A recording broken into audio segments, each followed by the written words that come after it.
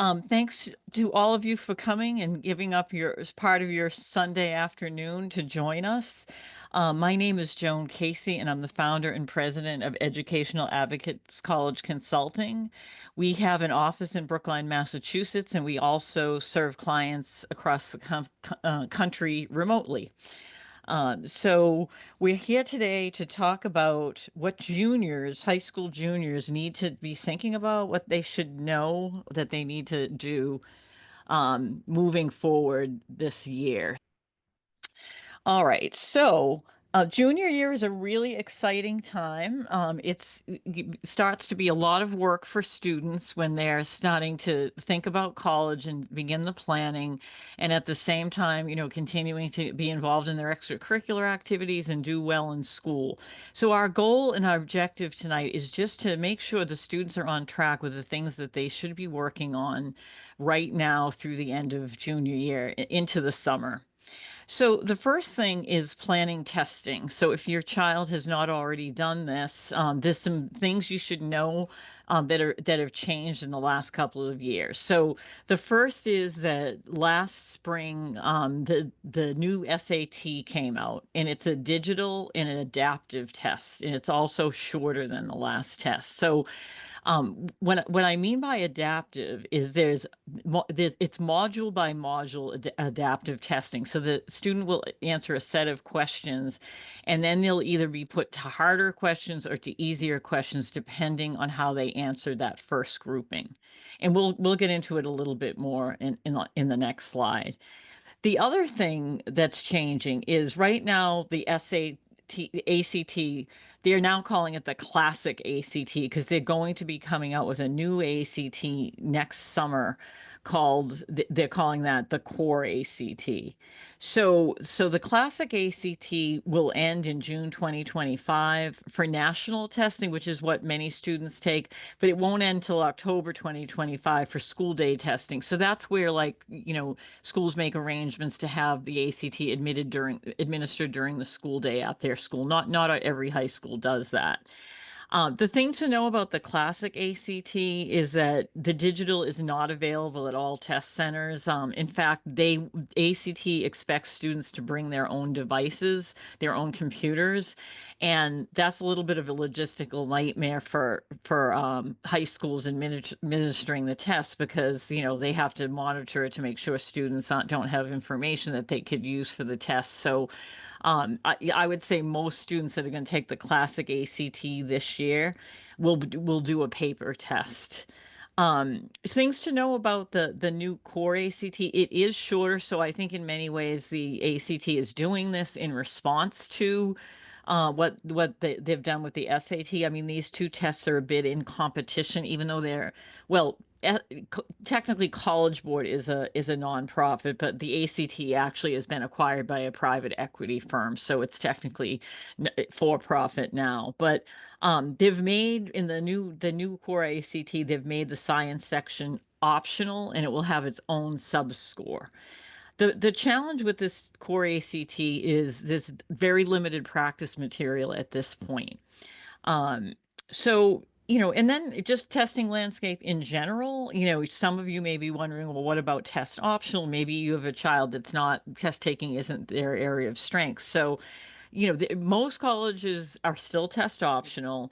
Many did return to testing, and those tend to be highly selective colleges. So it's really important for a student when they're building their college list and they don't think that they want to take a test, that they are really checking the policies. And there are a number of schools that still haven't made decisions for juniors. It could be that they're just going to do status quo, but they have not made any announcements. And then, so that's really for class of 2026, and it's a little early to be making recommendations for sophomores as to which tests they could be taking because we don't know enough about the core ACT yet. And then it's also important, most high schools have already asked students to let them know which AP tests they're going to take and IB exams. But if you go to a high school where you can add tests later, that's something that you need to think about in advance. Those are usually administered in the spring. So just a little bit more on the changes to the SAT. So it's still like a total score of 14 to 1600 and still a section score of 2 to 800. And so there are four sections and it's a total of 2 hours and 14 minutes, which is quite a bit shorter than the old one. So you can see like on the verbal, so the verbal one is 32 minutes, and then depending on how you do on that, you're either sent to verbal 2A for 32 minutes or you're sent down to verbal 2B for 32 minutes. Same with the math. So some people will say, well, isn't that unfair? Like, maybe you're having a bad day and you would have done better on that first module. But they've done a lot of research and it shows that students end up probably where they would have ended up on the old SAT score wise, even if they go to 2B. So it seems to be working out pretty well.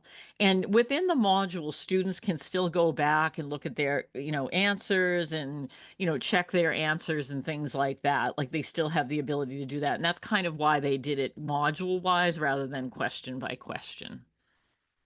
Okay, this isn't just tells you a little bit more about the difference in time. So you can see here that the classic ACT, the English was 45 minutes. The new ACT coming out next summer will be 35, and the core with the optional science will be 35 minutes. Now, and I'm not going to read all these slides, so you get the gist. But so it's a overall the core ACT is going to be about 50 minutes shorter than the classic, and if you take it with the optional science, it will be about 10 minutes shorter. So what are the takeaways here? So the first thing, if the student, if your child is a junior and they haven't done anything with testing yet, the first thing you should have them do is take a full length practice SAT and ACT. Now they may have taken a PSAT at school and gotten those results back in December. They can use those as a proxy, but there's a lot of test prep companies that offer free practice tests. They do it as goodwill, and also they're hoping that you'll hire them for tutoring and classes and so on. So, that's definitely at the core. And then the student can see which they scored better on, and they can also see which tests they liked better. And then they should prepare for the best fit test. So colleges do not care which test, at least right now they don't with the classic ACT and the SAT. So our recommendation, even for those students who think they're going to end up applying test optional, is to sit for a test anyway. Because there are some moderately selective or less selective schools that do want to see a test, but they aren't necessarily going to penalize a student. But if you don't want to not have a test score and then not be able to apply to a particular college because of that. And even with the schools that are more selective, some of them really care about test scores. And then others care less. And you can tell, one of the ways you can tell is what are the percentage of students that are admitted that did or didn't have a test score. So, if they're admitting, a lot of students, with test scores, then maybe they're like more flexible and they're looking more holistically at the student. If you look at a school that's, test optional and only like, 30% of the applicants submitted scores, then they probably want pretty high test scores. They're looking in that middle 50% range. And if you're not in that, you probably should go test optional. So if you're a junior, decide to take the ACT, I would try to finish with the classic tests so that again, the last test would be June. Otherwise, you're going to have to switch to the core. And so I think if that's your test, your best bet is to finish because there's just too much unknown at this point about the core. If you prep for the classic and you feel like you want to take one more, it's not the end of the world to take the core, but ideally you want to try to finish because of all the unknowns. Okay. So, oh, did I skip a slide? No, I guess I didn't. I thought. All right. So, developing a college list. So, the first thing the student needs to do is establish criteria. So, When we work with students, we one of the things we do is we play kind of a fun interactive card game that has over 100 factors about college. And really, what we're doing is educating the student about college and what you can do in college in 2025, as well as listening to them. So there's a lot of things that they don't think about that are important in college. So, obviously, it's things like, what might you want to major in, academic offerings, opportunities, college costs and affordability. Then there's of course campus culture, is it a mentoring campus? Are professors accessible? So there's an awful lot of things to think about. So, that's the first thing the student needs to do is really dig deep and think about what am I looking for? Um, it's really important for families to think about cost and affordability up front when you build the college list. So sometimes you hear parents say, "Oh, we'll worry about it later." Well, that's not a good strategy because you need to apply to schools. If the family, knows they don't want to pay $90,000 for each year for their child's education, perhaps they don't qualify for need-based aid, but they also don't have a lot of money in the bank to pay for college, and they certainly don't want to go into their retirement account. That family may want to make sure they're applying to some schools where the student has a chance to get some merit money. Some colleges have a built-in discount rate, not all, and then still others only give need-based aid. So if you know you don't want to spend 95,000 or whatever it is, then don't apply to schools that only give need-based aid if you don't qualify for need-based aid. But parents should check because colleges, particularly more selective colleges, are pretty generous at pretty high levels of income these days. So, one calculator we really like is called My Intuition. It's myintuition.org. It was created by Wellesley College economics professors, and a lot of colleges use it. So that's a good place to go. And before you make an assumption, you don't qualify for need-based aid. So again, we work that into the beginning, and we develop the college list based on the family's thoughts about cost and affordability. One thing that parents may or may not know is that demonstrating interest, so showing interest in the college, can be a factor at some schools. So, they look, if you are applying to some colleges in Maine and you live in Boston and you never darken their door, well, they might think that you're not that interested. And if you apply, they may take that into consideration. So it's really important to find ways to show interest, even to schools that are not in your backyard. Clearly you can't visit anywhere, everywhere. That's one of the things we help students with, is we help them prioritize, like, where does it make sense to visit? How do you show interest in other schools that you aren't able to visit? And you want to plan visits early. So whether you're a independent boarding school student that has a March break or a public school student that has more of a February, April, those visits, particularly at popular colleges, book up in advance. So you want to make sure you're planning. We like the students to research the schools a little bit so that they make good choices about where to visit. But you want to make sure you book those so you don't get blocked out. And then in general, just be informed about the college admissions process because it has changed a lot. We don't like to scare people because I think there's plenty of great colleges for every student, but there are sometimes parents that don't understand that just because your child has like straight A's and you know rigorous classes, then that doesn't mean they can get in anywhere.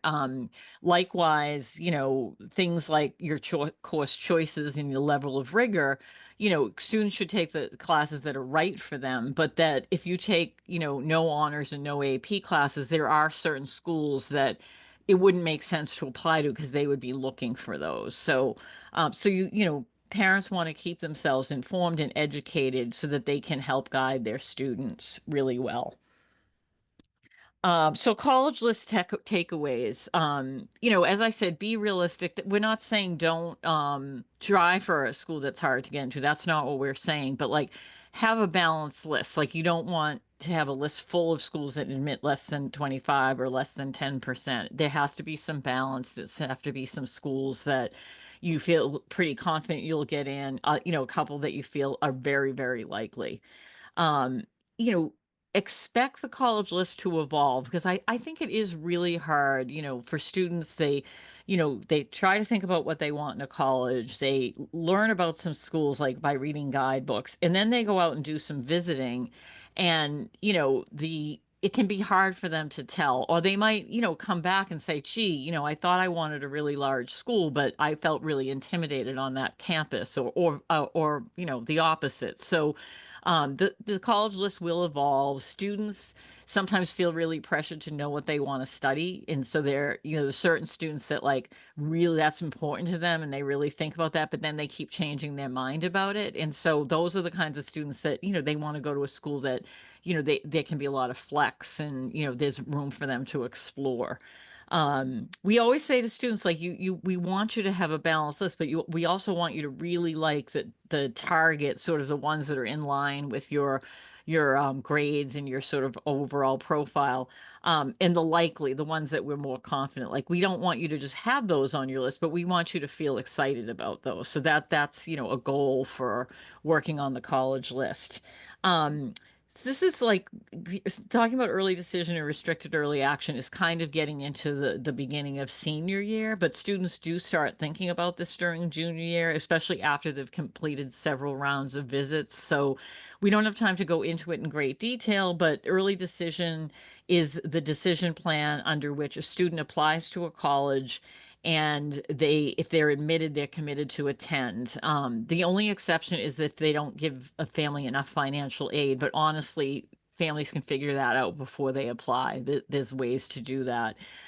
So the student needs to be pretty certain that they do want to attend that particular school.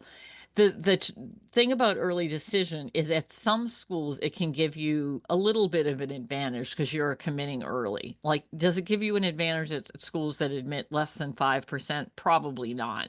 But, at other schools, it could make the difference between getting it at all and getting in. And increasingly, colleges at many private institutions are admitting more than half their class through early decision. So some schools have early decision one, which is typically November 1st, and then some schools also have an early decision two round, which is usually around January 1st to 5th.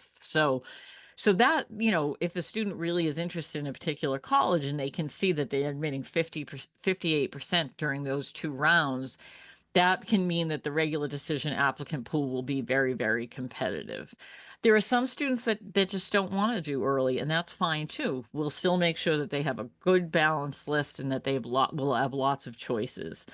For those of you that don't know, restricted early action is a little different. So that means like you apply early to a college, you find out relatively early, usually before the holidays, but you're not committed to attend. You can still apply to other schools.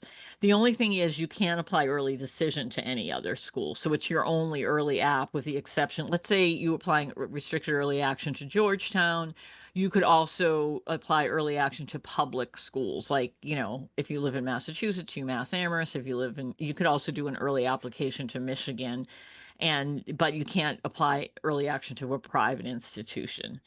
And then, students, of course, want to consider their major. So, I would say the vast majority of students, they have some thoughts and ideas about what they want to explore. They don't typically have those at this point in junior year, but we work with them by the end of junior year. They typically have some ideas about what they want to explore. Entering undecided is a perfectly valid option. But, if you think you want to study athletic training or kinesiology or nursing, you want to make sure that you're applying to some schools that offer those particular majors. So, and then,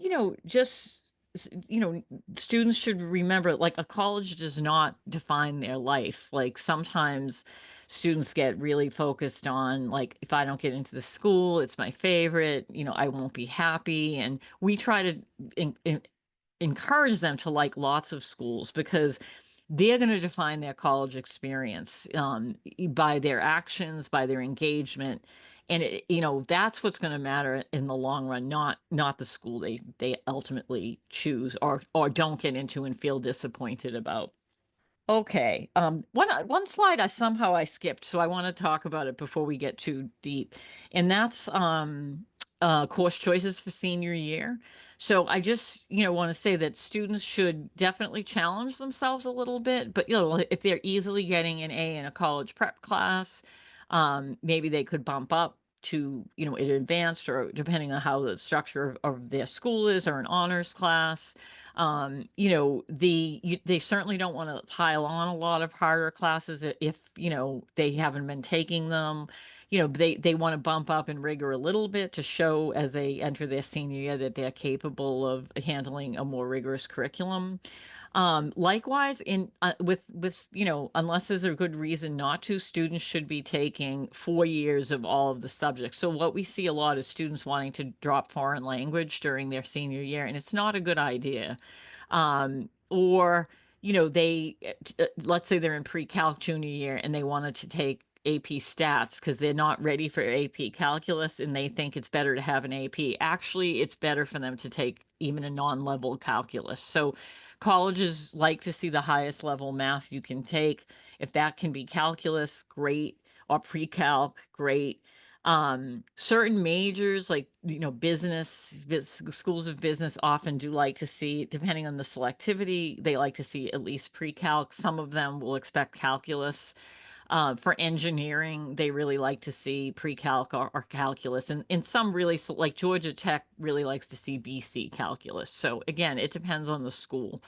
Um, Ideally, the student will have taken three lab sciences, chemistry, physics, biology. Again, I know there are exceptions at different schools have different curriculum, but overall, that's got the ideal. So, all right, extracurricular in summer. So, by the time a student's in 11th grade, hopefully their first 2 years is about exploration. Maybe they can position themselves during 11th grade for some kind of leadership role if they're in those kinds of activities, a leader of a club or an organization or a team. They can take more initiative. So, maybe they're in, a book group and they're going to contribute more at their book group at school by like inviting local authors or they're gonna they're really into music and they want to we had one student that organized a concert and raised money for the mental health center in town. Taking a little bit more initiative is great. The more selective the school, more they care about this. But the engagement is the most important thing. So colleges want to admit students who are going to get involved on the college campus, and they look for evidence that the student has been engaged during the high school year. So just getting involved in things. Not everybody it's not right for everybody to be a leader. That's not really who they are, but everybody has the capability to get involved. And this can be, it doesn't have to be even activities at their high school. It can be activities in the community, volunteering. Maybe they have an interest that isn't offered at their high school. So as long as they're engaged in some way. And then for some students, the fit to major is going to matter. So, for example, if you want to study business, like maybe you've had a paid job, maybe you've created an app, maybe you've had an entrepreneurial idea. We had a student, one summer that it was actually during COVID that organized like a day camp in his neighborhood to help the parents in the neighborhood with younger kids work during COVID when they, couldn't really have people in their house and they were outside all day and they had protocols and things like that.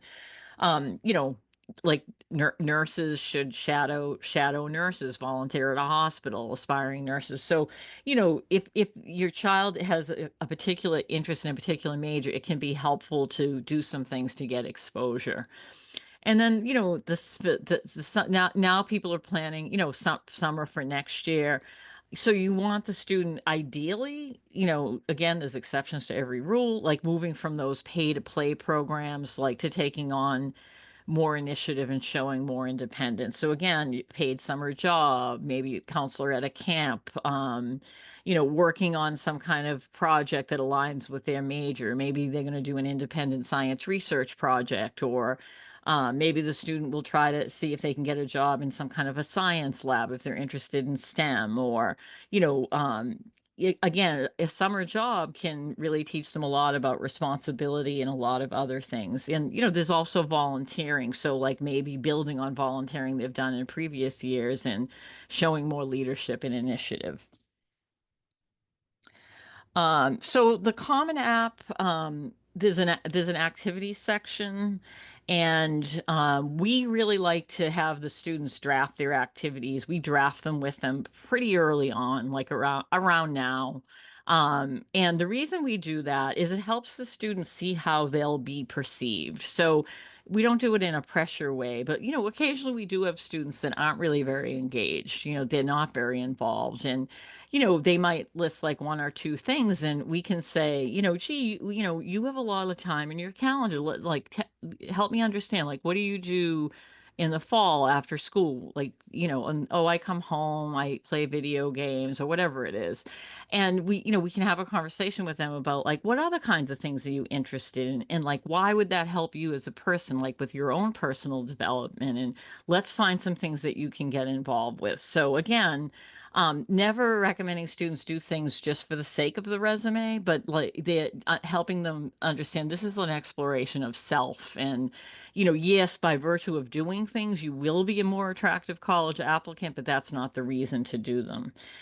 Some students are too busy. They're doing too many things. They're not getting sleep. It's affecting their grades. And that's another reason to take a look at extracurriculars and maybe, trim it down a little bit into just those things that are most meaningful. And then, we want to help students write compelling descriptions of what they do. And that's, that's that focus on like, everybody knows what you do when you're on a soccer team, but what they don't know, what the college doesn't know, is why did you choose to spend so much time playing soccer? Like, why was it meaningful for you? And that's the kind of thing you want to help students get across in their activities. Not all students need a resume. I mean, sometimes students need one if they're applying for certain kinds of summer jobs during high school.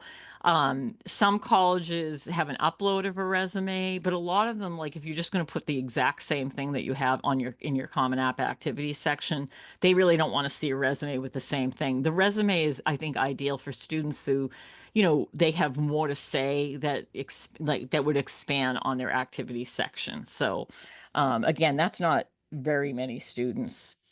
So this is also the time of year we start introducing the idea of recommendations. So students in an ideal world will ask two junior year academics teachers. So this not the art teacher, not the learning center teacher, not the woodworking teacher. These are core academic subjects. Some colleges will only want one, but there are an awful lot of colleges that want two. So students generally will line up two. So they want to start thinking, sometimes we have this conversation with students this time of year, and they'll say, oh, I don't really know any of my teachers, or I don't think any of them would be good. And, that there's time to turn that around. Well, why don't you think they'd be good? Let's go class by class. Tell me what's happening in each class. And, so it gives them a chance to really reflect on like their performance, their relationship with the teacher. Are they not getting assignments in consistently? Are they never raising their hand in class? Are they not really cooperating in group work? Whatever it is, and helping students. We have a set of questions, like some samples are here of what we would talk to a student about to help them tease out like which teachers are going to be the best to ask. And timing, like it's going to vary by high school. I'd say a lot of schools that teachers don't want the students to ask until May. But on the other hand, I know one student waited too long last year.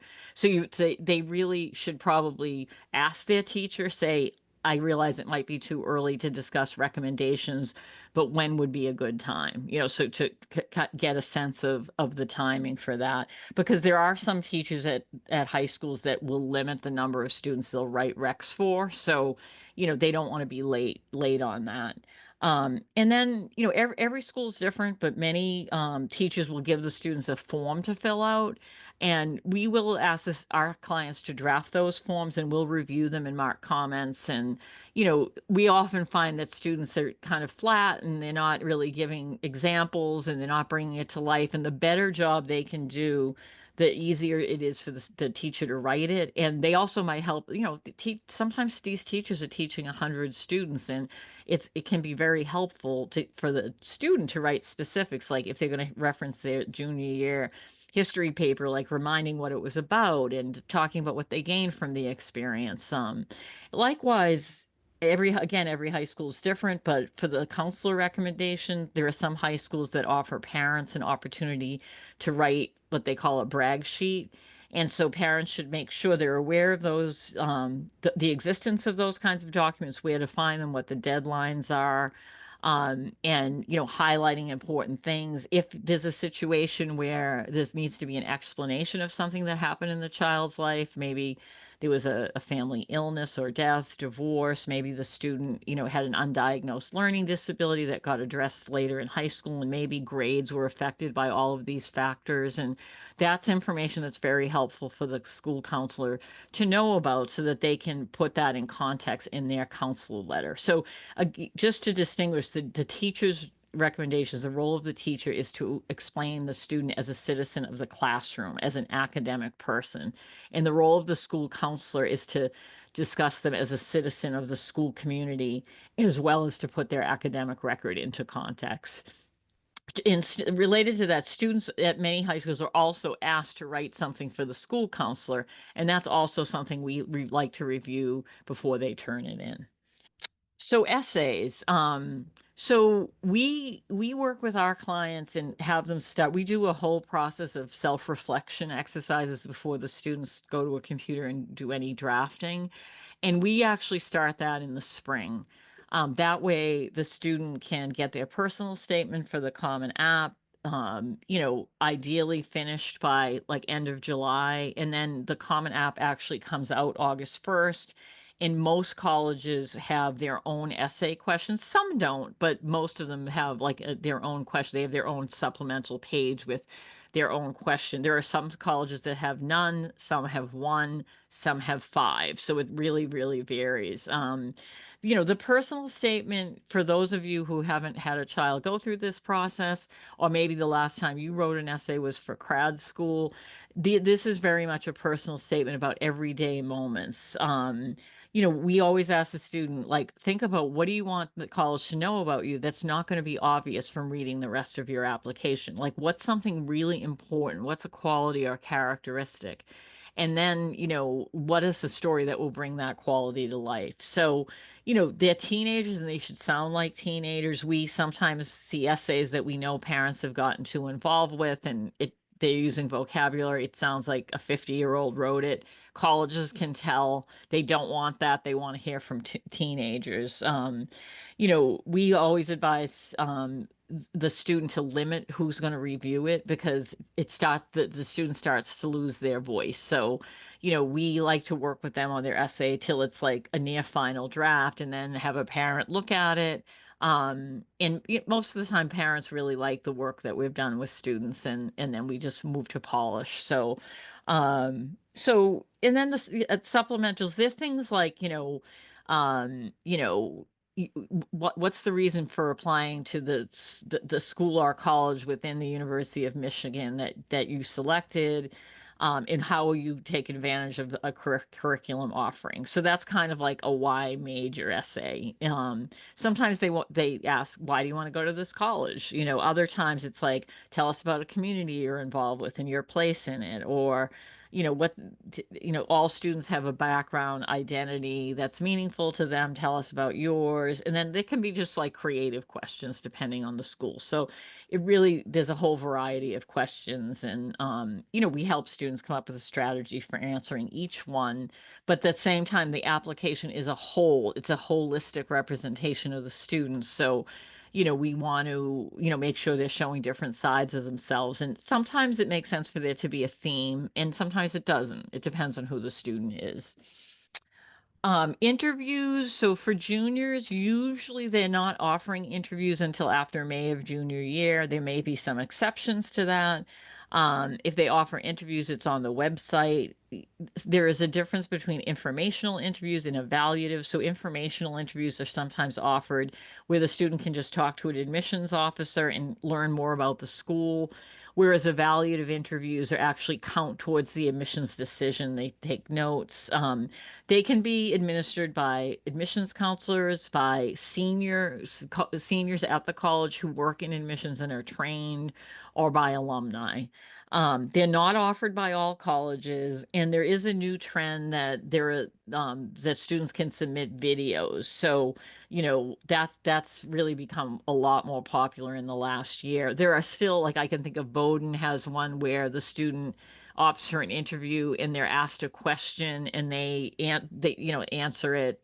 One of my students just did it, and they were asked, like, if you were going to write a thank you note to somebody, who would you write to and what would you say? And they have like a chance to like do it a second time, but then it automatically submits. So, it's nothing to get nervous about, even though students, of course, do get nervous. But I have mixed feelings about the videos. I think they can really be great for some kids who have that kind of personality where they can get away with it. I don't think it rewards the introverts. Students don't have to do them if it doesn't put them in the best light. The other thing, I just feel like it's so complicated applying to college and so much work that I feel like they're kind of putting one more thing on the kids. So, it might work in some students' favors, but again, nothing gets added that doesn't have its issues. Interviews are very important at some colleges. So, like University of Rochester, they really care about the interview. So it's really important for students to request one early, and not let time go by without doing that. Alumni interviews, that schools still offer them, but they're fading away. I think it's a way for them to like keep their alumni engaged, but they often don't count that much towards the admissions decision. So, we'll see what happens with those. So some additional trends. So, I already mentioned this, that about at some private institutions, about half the class is getting admitted through early decision. So that puts some pressure on students to, if they are really interested in a certain set of schools, to think about early decision. So, but that's something that we have long, heartfelt discussions about. It's not a decision made lightly. Um, at the most selective schools, like, honestly, if students are applying to schools that admit less than 25%, just about everybody that's applying has the grades and the test scores in range. So how do you differentiate yourself? Usually through extracurricular activities that are kind of unique or show the leadership and initiative that I was talking about earlier. That's not I don't want anyone to get stressed about that, because the vast majority of students are engaged and they're doing interesting things, and they're going to apply to colleges where what they're doing is absolutely fine. This message is more for those that might be listening whose students are wanting to apply to the most selective schools. So that's the differentiation. Applications are really up. Parents are not wanting to pay the full price as much as they used to. People are much more interested in their state flagships. Some of the large state flagships are really getting, lots of applications. The Floridas, the UC Boulder has become much more selective, Michigan, Wisconsin, UMass Amherst, so on and so forth. Southern colleges, so we're seeing like a lot of apps to like places like, Rice and Tulane and, University of Southern California and like Tennessee and, lots of schools like that. Um, Colleges, they're using AI to review applications and screening for students who might have used AI in their essay. And again, fit to major, which I actually talked about, so I'm not going to repeat. Okay. So timeline for junior year. So, I would say the establish criteria, build the college list, research the college list, visit schools. That's the whole junior year. Trying to come to a final list by, September of senior year, because that's when you need to start making decisions about early application. The activities list resume, now is a good time to do that, so students can make changes, or they can think about how to use summer to differentiate themselves possibly. The visiting college and showing interest, that's throughout junior year until fall of senior year. I have a couple of students who were really busy and they didn't get to visit some college that are nearby, and they're actually doing some visits now as seniors, but you know it's kind of late, and so you do want to try to do that a little earlier. Recommendations, again, as I said earlier, reflect on that now, start thinking about changes the student can make. and ask like usually in the spring or whenever the teacher says is the ideal time. Testing, prepare during junior year, test or take at least the first test. I would say testing twice is often enough. Students don't often go up a third time. And I think like completing testing by October of senior year, particularly if the student is applying early action or early decision. Essays, again, the way we do it, of course, everybody's different, is we begin the pre-writing reflection in spring of junior year so the students don't feel rushed and they have plenty of time to finish their personal statement by end of July and then get going on their supplemental essays. And fall is really busy with essay and application work because depending on how many schools they're applying to, they can have an awful lot of essays. So they're often writing at least one essay every weekend through early December. So, um, and then interviews, as I said earlier, it's like May of junior year, or later, and they may be limited or fill in the fall. So, requesting them early is really key. Um, so that is it for tonight, but I would love it if you put your questions in the chat, because I know I kind of raced through a lot of things, but you might feel you could use some support to help your high school junior. If so, there's my email address if you want to take a picture of the screen, my Calendly link. You can also use that barcode, and that will take you to my Calendly link to set up a meeting. We do help, we do have a few spots left for juniors. We can help juniors through a comprehensive program that kind of goes through all of the things I just went through in more. Um, if you have a child who's already done some things and you just want help with certain aspects of the process, we can help on an hourly basis and even write a proposal to meet specific needs. And if you aren't in need of help, if you know anyone, any juniors or sophomores, we're actually, enrolling sophomores now, that you think could benefit from services, please pass on this information. Let me just thank everybody for joining us today. I say us, it's just me, but we are a team, and we have a team of consultants who are excellent and dedicated and really care about all their clients and their parents as well. So we really appreciate you taking the time to join us. I hope this was helpful and you learned some things. And with that, I don't see any questions, so I think we will wrap up. And again, thank you so much for your time. Take care.